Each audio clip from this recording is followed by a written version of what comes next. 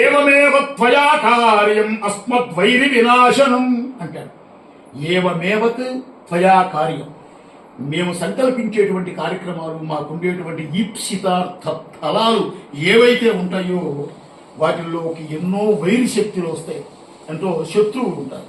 శత్రువుల్లో రకాలుగా ఉంటాయండి. బయట శత్రువులే కాదు, అంతర్శత్రువులు కూడా ఉంటారు. బహిశత్రువులే కాదు, మనలోనే శత్రువులు ఉన్నారు. ఏమిటి అంటే, మనకే ఒకసారి నచ్చింది, ఒకసారి నచ్చదు, పెద్ద శత్రువు ఇది.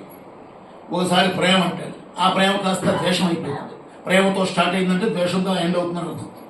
అసలు ద్వేషం వచ్చిందంటే ప్రేమ వస్తుందని అర్థం అండి. అందువల్ల చూడండి, రాగ ద్వేషం అని పక్కనే పెట్టాడు. రాగం ఉంది అంటే ద్వేషం, ఇది నాది అని అన్నాను అంటే ఇప్పుడు ద్వేషం వస్తుంది.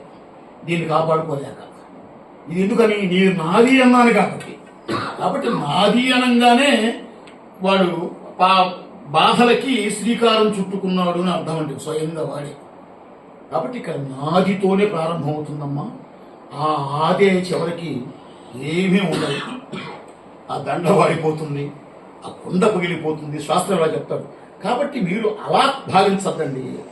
మీరు ఎంతసేపటికి ఏ విధంగా అంటారంటే, సర్వబాధా ప్రహరం త్రైలోక్యశ్యాఖిలేశ్వరి అమ్మ, ఏదేమైనా మమ్మల్నే, మా తప్పులు మీరే క్షమించాలి, మీరే ఉపశమించాలి, మీరే మేము చేసిన బాధను పోగొట్టాలి తప్ప ఇంకెవరో ఏమి చేయలేరు. కాబట్టి ఈశ్వరి, ముల్లోకాలకి పరమాత్మ, శాసనకర్తమైనటువంటి పరమాత్మ, అస్మద్ వైరి వినాశనం, లోపల ఉండేటువంటి శత్రువులు కూడా ఎవరు, కామ క్రోధ లోభమోహ మదమాత్సర్య అని చెప్తూ పైగా అన్నాడు. ఆ 6తో పెద్ద సమస్య ఏం లేదండి, 2 ఉన్నాయండి ముందు. ఈ 2 లేకపోతే మిగతా 4 సమస్య లేదన్నాడు. ఏమిటి ఆ 2 అన్నాడు? కామ క్రోధ, ఇష్టం అహిష్టం. కాబట్టి కామము క్రోధం ఈ 2 ఉంటే మిగతా 4 వస్తాయి. ఈ 2 లేకపోతే ఆ 4 రావు. ఈ 6లో ఈ 2 అత్యంత దోషం. ఈ రాగద్వేషాలు 2 పాముకు ఉండేటువంటి కూరలు లాంటివి అన్నాడు. పాముకు 2 కూరలు తీసేస్తే శుభ్రంగా మన పెట్టె మీద పనుకున్న ఇబ్బంది ఏమీ లేదు. ఒక ఆయన అన్నాడు, ఒక కవి చమత్కారంగా, ఆయన మెత్తగా తన కింద కూడా పెట్టుకోవచ్చు అండి అన్నాడు. ఎందుకంటే దానివల్ల ఇబ్బంది లేదు ఇంకా అన్నాడు. పాముకి 2 కూరలు ఎంత డేంజరు, మనిషికి రాగద్వేషాలు 2 కూరలు అయ్యారన్నాడు. ఈ 2 ఉంటే చాలా మొత్తం వచ్చేస్తాయి. కాబట్టి ఆ రాగద్వేషాల వల్ల మాకు ఏర్పడుతున్నాయి కదమ్మా అలాంటి శత్రువులు, అది అంటున్నారు కదా. శత్రువులు అంటే వాళ్ళే, ఎవరు? రాగద్వేషాలు. కాబట్టి అలాంటి రాగద్వేషాలు ఏవైతే ఉన్నాయో, అలాంటి అంతఃశత్రువులు ఉన్నాయో, వాటిని బాధ కూడా లేకుండా చేయమ్మా. నీవు తప్ప శరణాగతి, మాకు ఇంక వేరేటువంటి శరణాగతి మనుషులు ఎవరికి ఏమీ లేదు.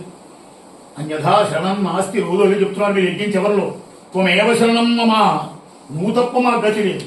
మీరన్నా నేనన్నా ఎవరన్నా, ఋషులతో సహా వశిష్ఠ, విశ్వామిత్ర, పరాశర, వాల్మీకి, సనక సనందనాది కౌండిన్యాది మహర్షులు కూడా మీరు తప్ప నాకు గతి లేదు అన్నారు మహనీయులు. మనం వాళ్ళతో చూసుకుంటే ఏదో ఒక పన్నీరు చల్లేటప్పుడు పడేటువంటి ఒక స్ప్రేతో కూడా మన సమానం, ఒక చిన్న రేణువుతో కూడా మన సమానం కాదు. అలాంటి ఋషులు కూడా అడిగారు పరమాత్మని, అయ్యా నన్ను కాపాడయ్యా. తప్పదు, మనం అలా అడగాల్సింది మనకి ఇంకెవరూ లేరు. ఇప్పుడు అంటున్నామంటే మీరు అంటున్నారంటే మేము అంటున్నామని అర్థం, మనం అంటున్నామంటే అందరూ అంటున్నారనే అర్థం. అనకన్నా అనకపోయినా మనం పరమాత్మని, వేదాన్ని అంగీకరించేటువంటి ప్రతివాడు ఆ మాట అంటున్నాడనే అర్థం. కాబట్టి మా యొక్క వైరి, మాలో ఉండే శత్రుబాధలు ఇవన్నీ కూడా పోగొట్టి మమ్మల్ని సర్వదా రక్షించమ్మా. మేము అజ్ఞానంలో ఉన్నాం, తెలుసో తెలియకో కొన్ని దోషాలు చేసి ఉంటాము, ఆల్రెడీ చేసాము, చేయబోతామేమో. ఎందువల్ల మాకు రాగద్వేషాలు ఉన్నాయి కదా, మేము జ్ఞానం మాకు ఇంకా రాలేదు కదా. కాబట్టి మమ్మల్ని జ్ఞానం వైపుగా నువ్వే తీసుకెళ్ళి ఈలోపు మాకు వచ్చేటువంటి ఆటంకాలు ఏవైతే ఉన్నాయో వాటన్నిటిని నివారణ చేసి సర్వదా రక్షించమ్మా అని ముందుగా అమ్మవారిని ధ్యానం చేశారు. అమ్మవారు నమస్కారం చేసుకోండి. బోలో శ్రీ శ్రీ శ్రీ మహాలక్ష్మి మహాదుర్గిరాజరాజేశ్వరీ పూర్వక ఆది పరాశక్తి దేవికి నమః. పార్వతీపతయే హర హర హర మహాదేవ. ఓం నమ. కాస్త తీసుకోండి, ముందు ఉదకం తీసుకోండి.